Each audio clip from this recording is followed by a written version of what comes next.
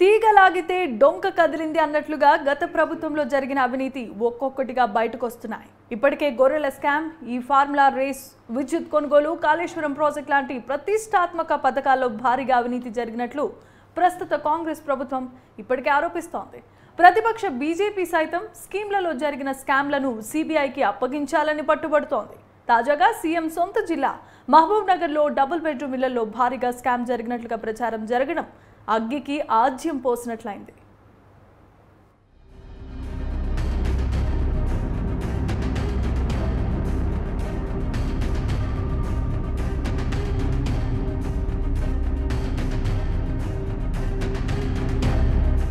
ఇప్పటికే గత ప్రభుత్వ వైఫల్యాలను ప్రజల ముందు ఉంచేందుకు తెలంగాణ ప్రభుత్వం అసెంబ్లీలో ప్రవేశపెట్టిన కాగ్ నివేదికలో సంచలన విషయాలు వెలుగులోకి వచ్చాయి. 2015లో గత బీఆర్ఎస్ ప్రభుత్వం ఇండ్లు లేని వారి కోసం ప్రతిష్టాత్మకంగా తీసుకువచ్చిన డబుల్ బెడ్రూమ్ పథకంలో నిధులు దారి మళ్లించారని పేర్కొంది.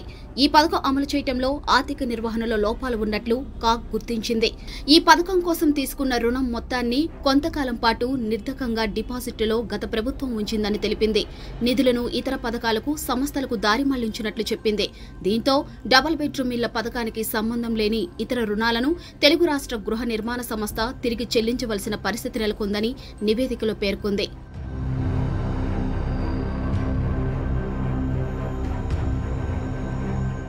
అసెంబ్లీలో కాగ్ నివేదికను అలా పక్కన పెడితే సీఎం సొంత జిల్లాలోని వీరన్నపేట, మౌలాలిగుట్ట, క్రిస్టియన్పల్లి, దివిటిపల్లి వద్ద నిర్మించిన డబుల్ బెడ్రూమ్లో భారీ అవినీతి ఆరోపణలు వస్తున్నాయి.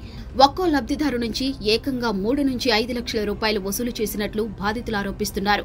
ఈ వ్యవహారంలో నేరుగా తహసీల్దార్, ఆర్ఐ సిబ్బంది డబ్బులు దండుకున్నారనే ఆరోపణలు వెల్లువెత్తుతున్నాయి. అప్పటి బీఆర్ఎస్ నాయకుల అండదండలతోనే అధికారులు సైతం అందిన కాడికి దోచుకున్నారని విమర్శలు ఉన్నాయి.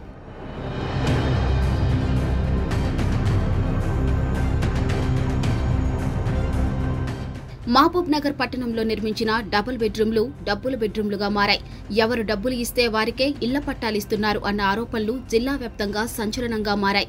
గతంలో బీఆర్ఎస్ పార్టీ అధికారంలో ఉన్నప్పుడు అప్పటి తహసీల్దార్ పార్థసారథి నేరుగా ఒక్కో లబ్ధిదారుడి దగ్గర 3 నుండి 5 లక్షల లంచం తీసుకుని పట్టాలు ఇచ్చారని లబ్ధిదారులు ఆరోపిస్తున్నారు. ప్రస్తుతం డబుల్ బెడ్రూమ్ ఇళ్లలో నివసించే వారిలో సగానికి పైగా డబ్బులు చెల్లించిన వారే అని స్థానికులు చెబుతూ ఉండటం గమనార్హం. కొంతమందికి అడిగినంత డబ్బులు ముట్టచెప్పినప్పటికీ ఇళ్ల పట్టాలు ఇవ్వలేదట. దీంతో సదరు తహసీల్దార్ను తమ డబ్బులైనా ఇవ్వాలని కోరగా ఇవ్వడం లేదని బాధితులు బయటికి రావడంతో అసలు వ్యవహారం బయటకు వచ్చింది.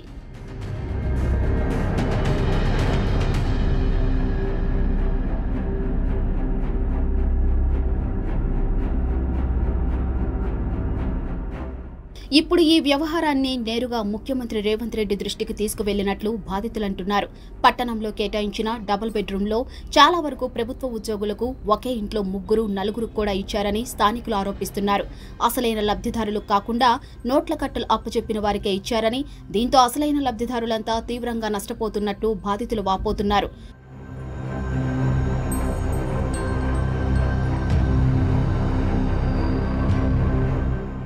ఇప్పటి కాంగ్రెస్ ప్రభుత్వం స్పందించి డబుల్ బెడ్రూమ్ ఇళ్ల స్కామ్పై ప్రత్యేక కమిటీ వేసి విచారణ జరిపించాలని స్థానికులు డిమాండ్ చేస్తున్నారు. మరి CM Revanth Reddy double bedroom స్కామ్పై ఎలాంటి చర్యలు తీసుకుంటారనేది ఇప్పుడు ఆసక్తిగా మారింది. ఈ స్కామ్లో ఉన్నది ఒక్క తహసీల్దార్ మాత్రమేనా, లేక స్థానిక నేతలు ఎవరైనా ఉన్నారా అనేది తేలాల్సి ఉంది.